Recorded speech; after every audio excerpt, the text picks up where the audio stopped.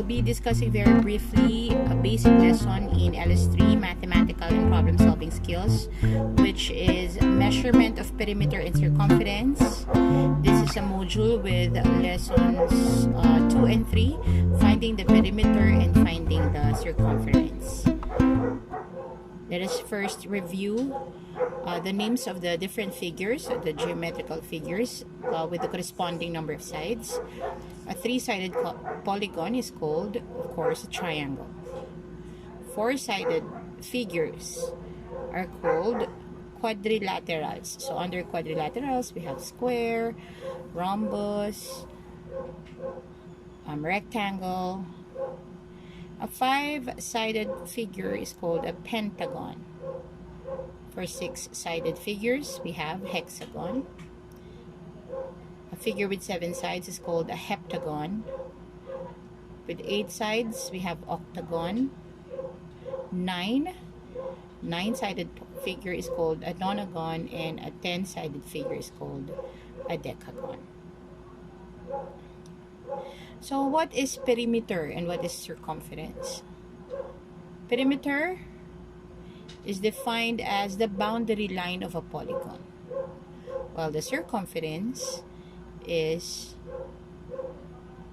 the boundary line of a circle. So basically, the perimeter is the sum of the measurements of all the sides of a polygon. So that is why it's important that you know how many sides there are depending on the name of the polygon. So sinabi ko nyari, a regular pentagon, that would mean pare-parehas ng lengths ng side ng isang pentagon, which has 5 sides. And then, let's say for example, a square, alam natin na ang square ay merong 4 equal sides. Therefore, the perimeter of a square would simply be adding all the sides, s plus s plus s plus s, or 4s. For a triangle, so that would be adding the lengths of the 3 sides of a triangle. Pwedeng equal yung sides pagka equilateral triangle. Pwedeng dalawang sides equal pag isosceles triangle. And then, we have a rectangle. Of course, ang rectangle po, merong 2 identical long and 2 identical short sides. We call the long sides the length and the short sides the width. So, the perimeter of a rectangle would simply be length plus width plus width. So, for the circumference, which is the boundary line of a circle, okay, we need to identify 2 parts of a circle.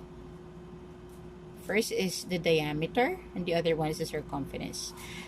Ang diameter ay yung line which passes through the center of the circle from one point along the circumference to another point along the circumference. Half of that is called the radius. So to solve for the circumference, that would be C is equal to pi times the diameter, or since the diameter is twice the radius, we can also use the formula pi times 2 times the radius, or 2 pi r, where C is the circumference, D is the diameter, R is the radius. And remember that we have a value, numerical value of pi is equal to 3.14. So let's have the following problems.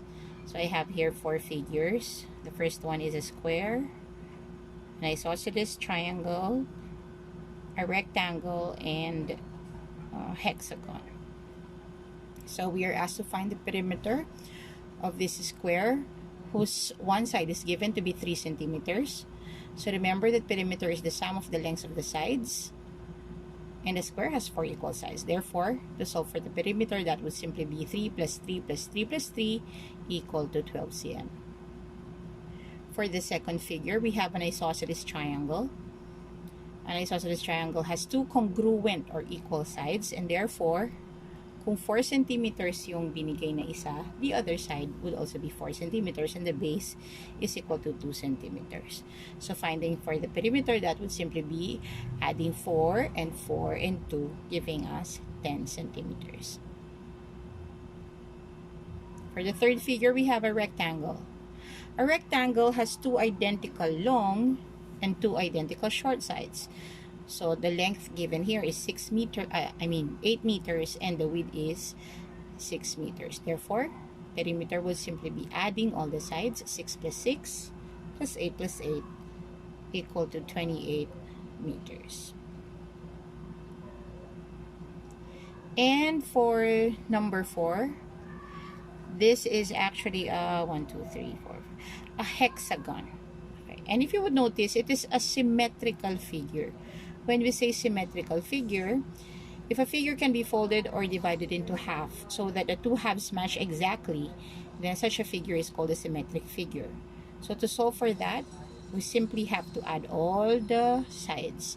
That would be 4 plus 4 plus 10 plus 4 plus 4 plus 10, giving us 36 centimeters.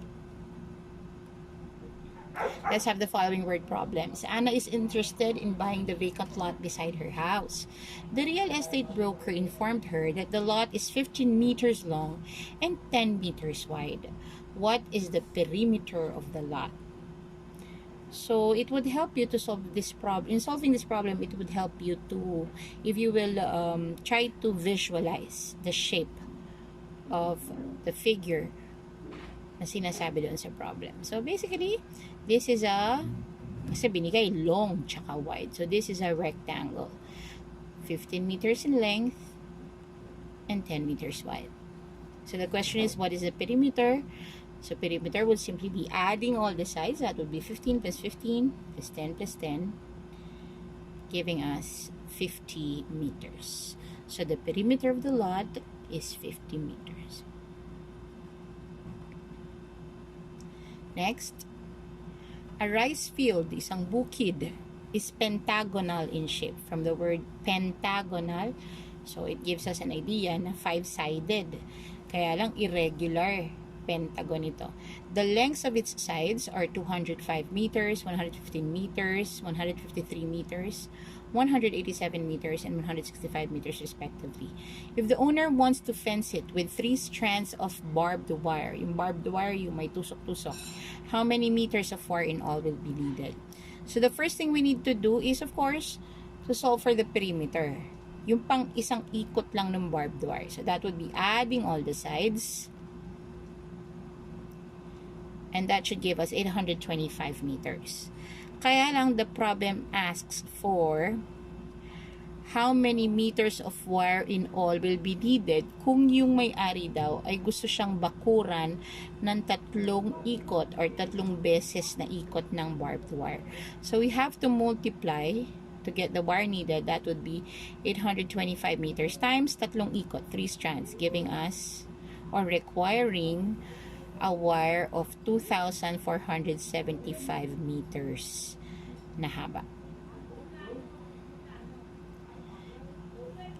Okay, next problem. A circle has a radius measuring 3 centimeters. What is the circumference? So we have to take note, pag tinatanong tayo ng circumference, ano ba ang given? Is it the diameter or the radius? From then, doon natin decide ano ang formula na gagamitin. Would it be circumference equals pi d or circumference equal to 2 pi r? So in this case, ang given sa atin, yung circle ay may radius na 3 centimeters, and therefore we'll be using this formula, c equals 2 pi r, kasi radius ang binigay. So substituting, that would be 2 times pi, which is 3.14, times 3, which is the given radius. Multiplying, that gives us a circumference of 18.84 centimeters. And finally, for the last problem, a circular garden in a park has a diameter of 13 meters. So in this case, diameter yung binigay. If John jogs around the garden 5 times, umikot siya, nag-jogging siya ng 5 beses, paikot doon sa circular garden, what is the total distance that he will cover? Alright, so ang ibinigay sa atin is a diameter of 13 meters. And therefore, we'll be using the formula circumference is equal to pi d.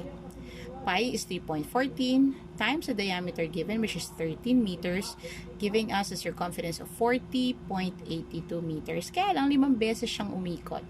So the total distance covered by John is 40.82 meters times 5. 5 times sa pag-ikot niya, giving us 204.1 meters. So that's it. Very simple yung pag-compute ng perimeter and circumference. It's also possible na bibigyan kayo ng mga figures na irregular ang shape. Kunyari, mukhang arrow, o kaya letter L. So, basically, parehas pa rin. Ang gagawin lang is to simply add the lengths of the sides. So, I'll be sending this link for your Google quiz. Good luck. I hope to receive your answers later on. Bye.